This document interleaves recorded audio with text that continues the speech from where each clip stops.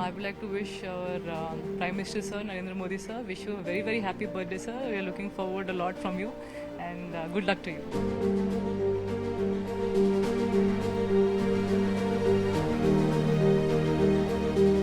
Many, many happy returns to our beloved Prime Minister Shri Narendra Modi ji. I would like to thank him for his continued support to science, right from vaccine to Vikram. My greetings and best wishes to our Honorable Prime Minister Shri Narendra Modi ji. We have witnessed the dawn of the new Atmanirbhar Bharat under your able leadership. My wishes and prayers for your long and healthy life.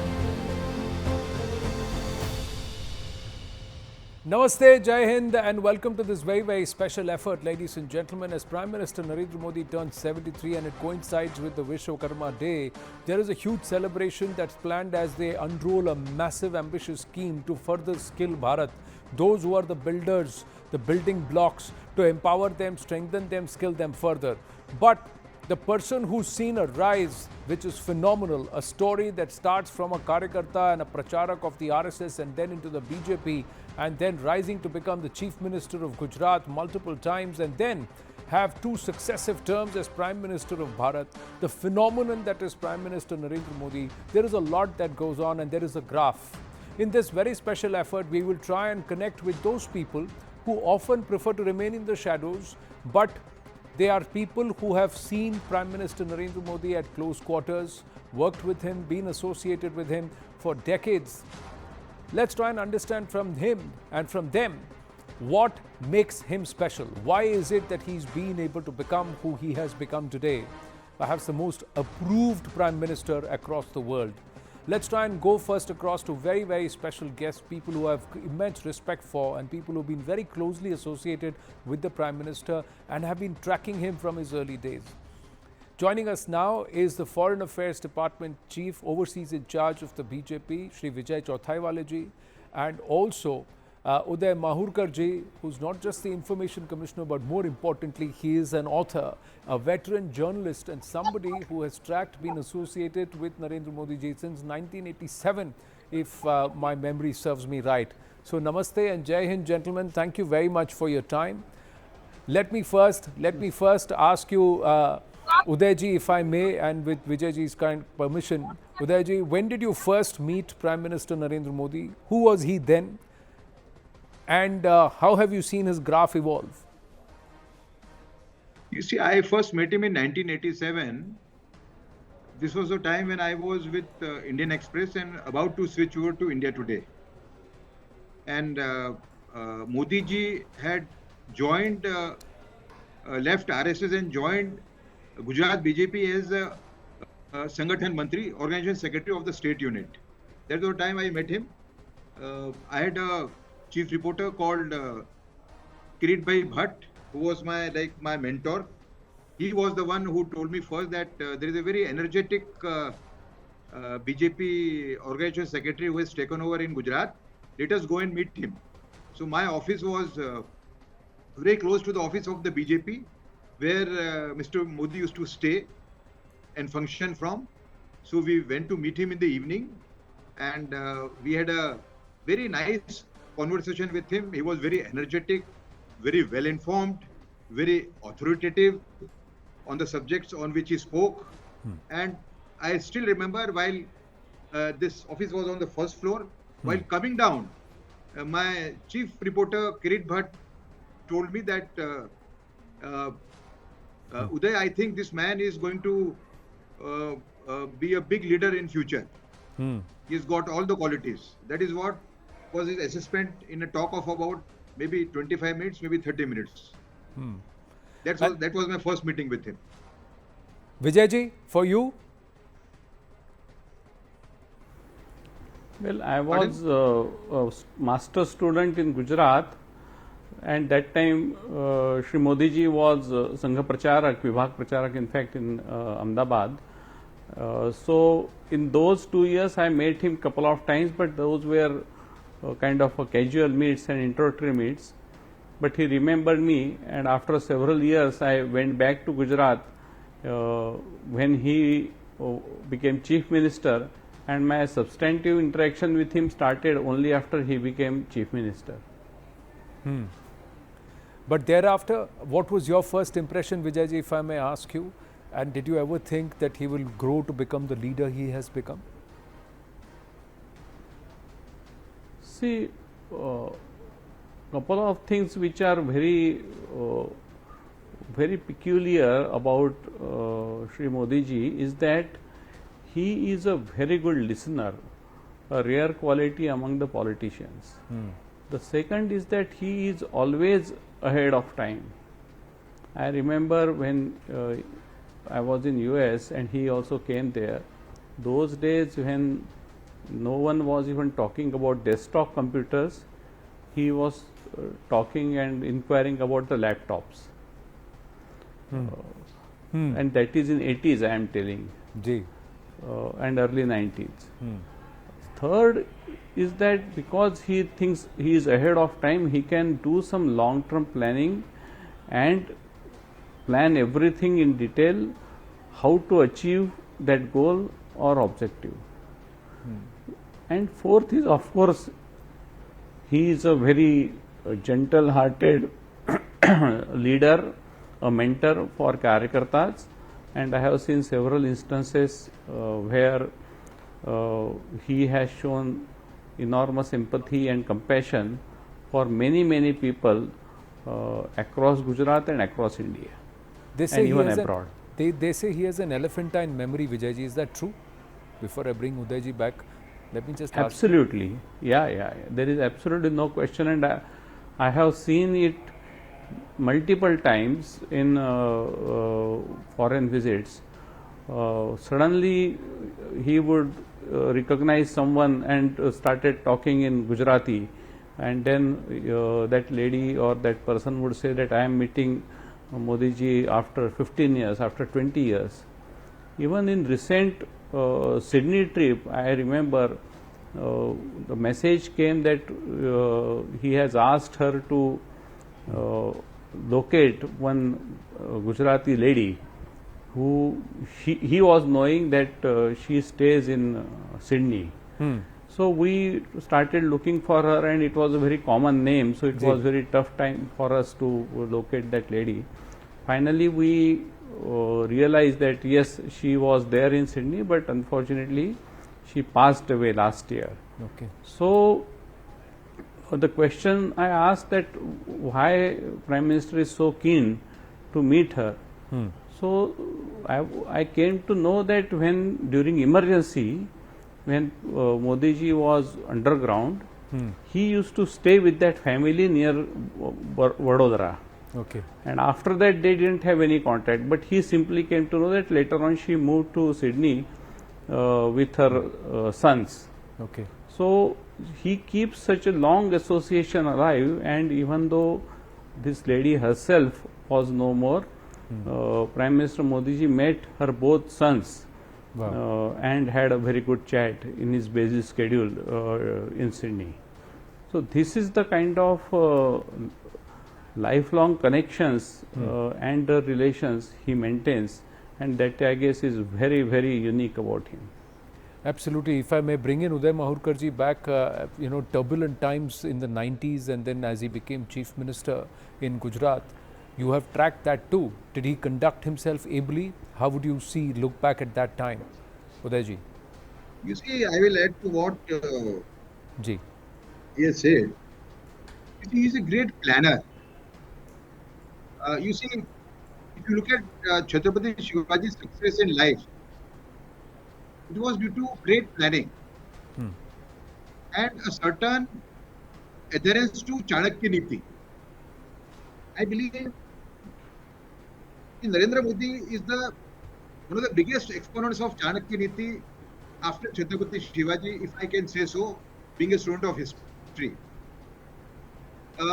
Having written 2 books on his governance, I had a very close look at how he functions. For example, once he told me, which I have cited in my book also, one of my books also, that when I take my first step, I know what will be my next 5 steps or even 10 steps. That is the main cause of his success. During the turbulent times in, particularly after he became chief minister, ji he took it very boldly. I used to speak to him on a regular basis at that time. Things were very serious at that time. Riots were going on, but he was equal to the task. And I never saw him,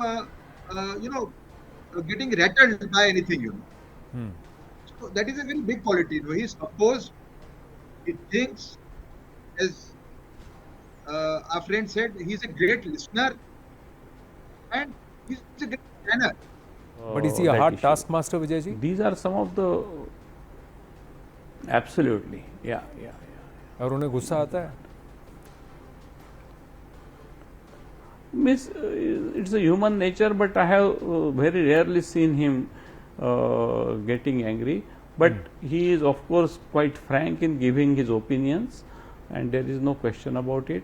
But over and above, in a way that the person in front of him is not hurt anyway by those frank remarks.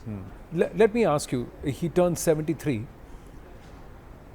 Did he always have a blueprint for Bharat, or has it evolved over a period of time? Did he always have a vision? He always had a blueprint for Bharat. You see, before he became chief minister, prime minister, he had touched at least 450 districts in the country. I think no prime minister in this country has ever done that. And of course, I've seen him close fronts as a workaholic. He starts his day early, finishes it late, and he's always on the ball, on the job, and and doing that. Absolutely. Gentlemen, thank Again, you so much. During, just to give one short example, Anand, just half a minute, that during the Ukraine war, when the thousands of students were stuck in Ukraine, once he called me post midnight and told me that Vijay, the students are crossing the boundaries and coming to Poland and Romania, but there is an enormous cold there, and they may have to be withheld there for 2-3 days before we can bring them back to India. So you bring all the social organizations together so that they are fed well, they get a fresh food, and their health is also taken care of, goes into. And it also empathy. It's also concern for every fellow, Bharatiya that stands out. Absolute empathy. Gentlemen, thank you so much. Thank you so much for your time, and thank you for speaking, sir. Thank you, sir. Thank you. I have paucity of time. I've just got. Thank you very much, Anand. Thank you, sir. Thank you for your time. Dr. R.S. Sharma and former CBI Director Dr. Karthikeyan also joining us. R.S. Sharma ji, namaste. Thank you very much for your time. Your first interaction with Prime Minister Narendra Modi, and did it change your impression about him? Well, I met the Honorable Prime Minister on 23rd of June 2014, to be precise, where I was, I was supposed to give him the feedback and the update on my department's work. He was reviewing various works, and when my turn came in the evening of 23rd of June, I started presenting the progress. And when I came on the Aadhaar issue on the digital ID platform, I told him that it is some program which is cost just about 10,000 crores and it will save 50,000 crores annually. He got interested. He said, "Why? How will that happen?" And then I, of course, recounted. And then at the end of the conversation, at the end of the meeting, he said that you must, implement the attendance system in the government. And then he asked me, up to what time will you be able to implement it? And I told him that I can do it within the next 3 months, and you can launch it on 2nd of October 2014. And then I finally told him that this too will be based on Aadhaar. So my impression, the first impression and first meeting which I had with him, I was extremely, extremely happy, in the sense that he realized and he actually asked me questions about Aadhaar, and I was happy that Aadhaar was going to be revived, because up till that time I had the impression that The Aadhaar was going to be shelved. So that's one part. Second meeting and similar near meeting was on 7th of August 2014, where I presented to him the overall vision of Digital India. And everybody was saying, bring it to the cabinet for approval. And the Honorable Prime Minister told, no need for cabinet for approval, you just bring it to the cabinet for information. And then when the matter came to cabinet on 20th of August, he invited me, he called me to the cabinet meeting and asked me to explain what Digital India is. Wow. And I have really got the impression, from these two interactions, I was convinced, and of course, till this day, I remain convinced that our Prime Minister is an extremely decisive person in terms of administrative matters. Once he is convinced of an idea, I think he just implements it. He just asks you to implement it. So he follows through. But what stood out about his leadership during the COVID pandemic, sir? COVID pandemic, if you remember, was one such occasion where we were all shattered and we were really very all जिसको बोलते हैं हिल गए हम लोग सब लोग. And the way the whole disease is struck, the whole pandemic is struck our country was really very sad, so to say, and the whole world was actually getting affected by that. But then I think our Honorable Prime Minister, the kind of leadership which he provided, the kind of determined leadership which he provided, and he guided us all in terms of devising the solutions, in terms of ensuring that the vaccines reach everybody. And you'll be happy to know that on his birthday in September of 2021, we actually did more than 2.5 crore vaccinations. Yes.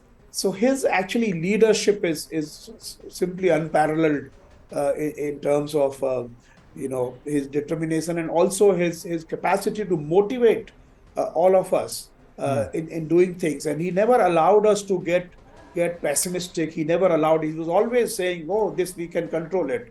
Corona harega, desh jeetega." This is the kind of spirit with which he worked, and truly a tremendous amount of leadership and guidance he provided to the entire country. And of course, the number of meetings which he had was, I think, more than 30 or 40 meetings which he himself chaired during those periods. But any specific quality as a leader that stands out for you?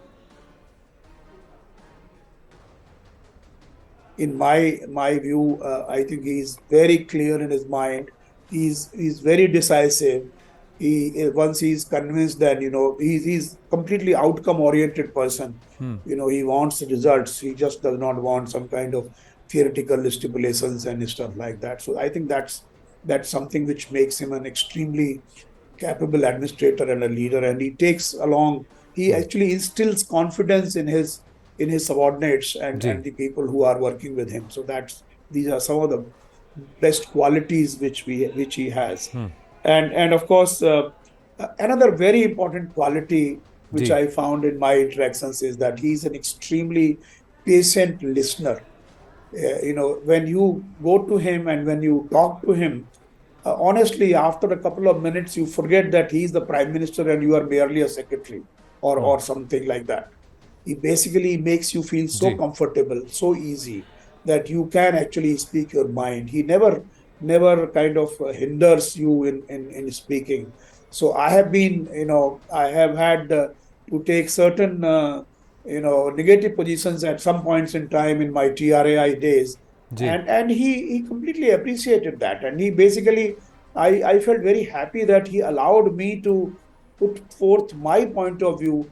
And once he was convinced that what I was saying was right, he was the one who said, "Yes, please go ahead, do it this way only." But how would you like to wish him upon turning 73? Final question, sir. On his 73rd birthday, we all wish him good health, absolutely, courageous leadership to the country, and we wish him all the best. Many happy returns of the day, so to say. Thank you very much. Thank you, sir. Thank you, Arish Sharma ji. Let's quickly go across to Dr. Karthikeyan ji, the ex-director CBI, who's also with us here on this very, very special broadcast. Karthikeyan ji, namaskaram. Thank you very, very much. Jai Hind. Can you share with us your first meeting with PM Narendra Modi? When was it, sir? Few months before the election, when he was busy campaigning for the prime ministership on behalf of BJP, the opposition party then, and the 5-minute meeting, I'm the chairman of the Gujarat State Advisory Council on the ambulance service. He is very fond of that. We ran about 1,000 ambulances there, and after the meeting, at his instance, we sent away all the other officers who came with me, and the 5-minute meeting went on for more than an hour. Very frank discussion. And I'm not going to talk about all that now. Very frank discussion at his instance. I was surprised. He opened his heart and answered all my questions. But the other thing was when he said that because he is committed to integrity, many may not see him as Prime Minister because he is very particular about integrity against corruption. But I told him, you have the blessings of all the spiritual masters of this country. You will be the Prime Minister of India, and shook hands with him and left. As he turns 73, Karthikeyan ji, what is your expectation from him? My expectation is what I once told Mr. Vijay Chauthaiwale, that is, it was in the National Judicial Academy in between the middle of the session. I told him, well, now I'll tell you, share with you. I said, the Honorable Prime Minister should be able to carry the senior leaders in his party with him and also carry the leaders of the opposition with him. Fair point. Showing some consideration, some respect, some recognition. That's what I said 2017, I think, in the middle of that session. I think he has got the grace. Right. And now he can afford to be a little more considerate. Personally, all the opposition leaders. Right. But policies are different. Yes, whatever he wanted, he is doing it. He has shown he can do it. Correct. Fair point, sir. Would you like to wish him a happy birthday? I wish him happy, not birthday. But I want them to take a little more of care of his security. And I don't feel comfortable when he starts traveling on the footboard of the car among the crowds and craving. He will be popular. Security man, right. Millions may follow, but one man can do the damage. Fair What point, happened to Kennedy, I am worried about it now. After investigating Rajiv on the assassination case, I am always worried about his safety, particularly when he stands on the footboard and waves to the crowds of people around. After all, one man can do the damage, enormous damage. Right. So I am only worried about security of the person. I pray for his long, healthy life for the good of the nation. Thank you. Thank you. Thank you. Thank you so much, Karthikeyan ji. There you go. You've heard from people who don't very often speak, but they've worked very closely with Prime Minister Narendra Modi from his early days or watched him, been associated with him over the decades. Hope you enjoyed watching this special broadcast. Thank you for watching. Bye for now.